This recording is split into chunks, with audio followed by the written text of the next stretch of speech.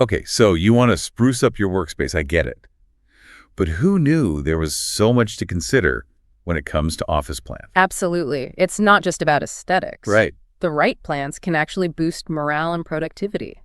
That's fascinating. Yeah. So tell me, what did you find most interesting in this material? It's clear this company's pushing orchids pretty hard, Yeah. but are they really the best choice? They make some compelling points. What's fascinating here is how it highlights the versatility of orchids. Okay. They're not just beautiful, they are low maintenance, long lasting, and come in a variety of types to suit different needs and preferences. They even touch on specific types like Yes? Phalaenopsis, Okay. Dendrobium, Cattleya, and even Vanda orchids. Imagine getting that as a corporate gift. Okay, that's pretty cool. And it sounds like they're saying orchids work for everything from a big reception area to individual desks. Exactly. The source emphasizes that size and placement matter. Large, dramatic Phalaenopsis orchids in a reception area create a very different feel than a Dendrobium orchid on a conference table. And they mentioned something about white Phalaenopsis orchids being good for gifts.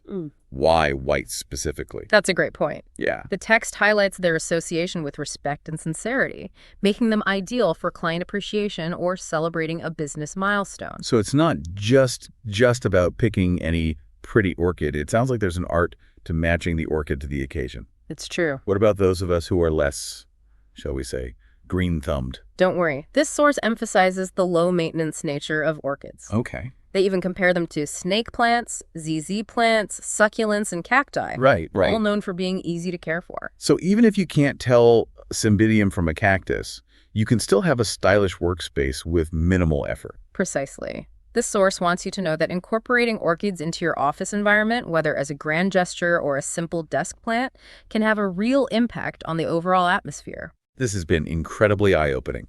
I'm already thinking about which orchid I want for my desk. Yeah. Any final thoughts for our listeners before they dive into the wonderful world of office orchids? Remember, the type of orchid you choose can send a message, so think about the impression you want to make. Okay. It's like the old saying goes, say it with flowers, but in this case, say it with orchids. Don't worry, you don't need a botany degree for these beauties. One of the best things about orchids is that they're surprisingly low maintenance. Really? Yeah. I'm picturing humid greenhouses and daily misting rituals. Right. Are you telling me orchids are basically the cacti of the flower world? Well, not exactly cacti, Okay. but they're definitely less demanding than you might think.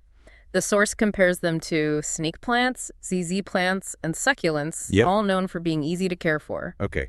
That's a relief. I can barely keep a succulent alive, and let's not talk about what happened to my peace lily. Ow! So what kind of care are we talking about here?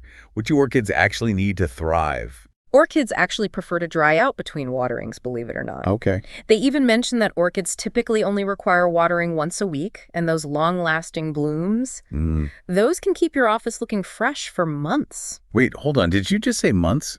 My bouquet of roses barely lasts a week. It's true.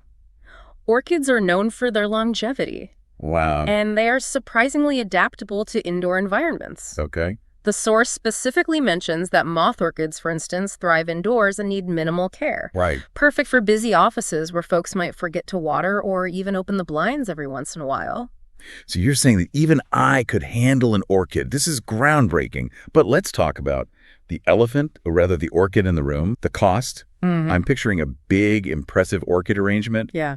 And a big, impressive price tag to match. Am I priced out of the orchid game before you even begin? That's a fair point. Yeah.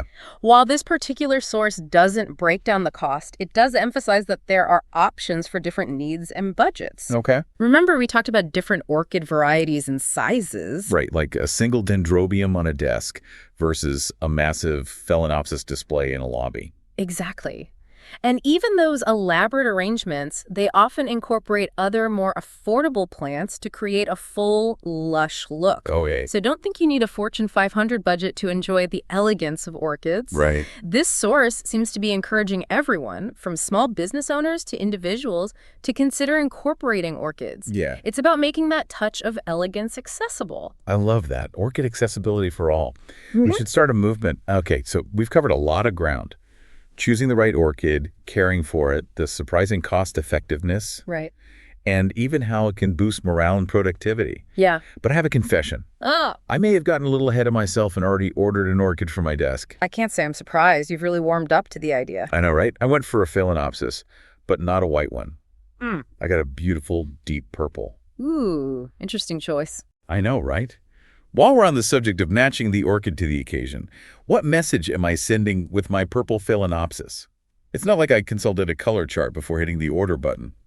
Should I be worried? What does a purple orchid say about me? No need to worry. While our source focuses on white Phalaenopsis orchids, purple is often associated with creativity, royalty, and admiration. Okay. It's a bold and sophisticated choice. Ooh, I like the sound of that.